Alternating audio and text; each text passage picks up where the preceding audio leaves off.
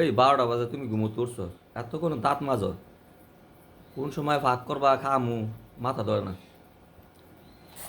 সব সময় কি 12টা বাজে ঘুমাতে উঠি নাকি? সকাল সকাল ঘুম থেকে উঠে তোমার সব কাজ করি। আজকে একটু ঘুম থেকে উঠতে দেরি হয়ে গেছে, এই কথা শোনানোর লাগে আর দেয়া করো নাই। সংসার থাকবো নি? হুম, প্রতিদিন সকালে ঘুম থেকে উঠতে পরে ঘরে রান্না ঘরের কাজ কাটা করে। কাজের মহিলা রাখছো না? আমি করি, আমি বড় কাজের আর মহিলা। ঠিক আছে তুমি করো, আর সকালে উঠো, তাহলে তো কাজ শেষ হয়ে যাবে। সকালে দৌড়ি। টাইমে টাইমে সব করবা, তাহলে টাইম টাইম হই। তাহলে তোমার শরীর ভালো থাকবো, সব কিছু ঠিক থাকবো। সব সময় কি এক নাকি? একদিন দেরি হতেই পারে। টাইম, এখন শীত, হালকা হালকা শীত নামতেছে, সকাল টাইমে ঘুমাইতে ভালো লাগে। রাত্রে যত তাড়াতাড়ি বার ঘুমিয়ে পড়বা, যত সকালে বার উঠে যাবা, তাহলে শরীর স্বাস্থ্য ভালো থাকবা।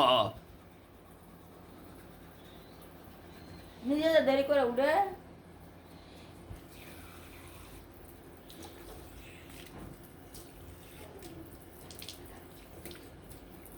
আহ,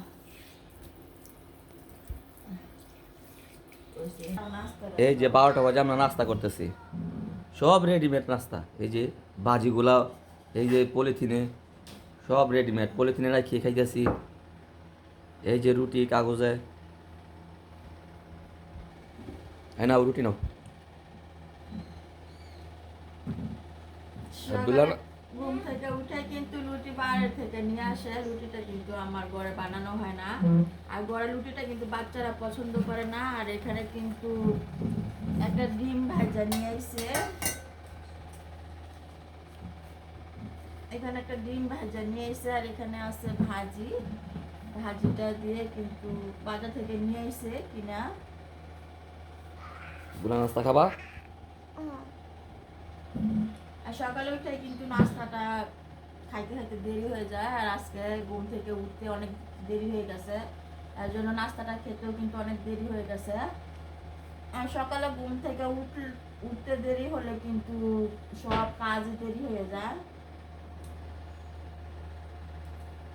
নাস্তাটা এখন আমি খাবো। নাস্তাটা তাড়াহুড়ো করে খেতে খেতে কিন্তু খাওয়া শেষ হলে আমি আবার রান্না বান্নার কাজ শুরু করব। ঠিক আছে।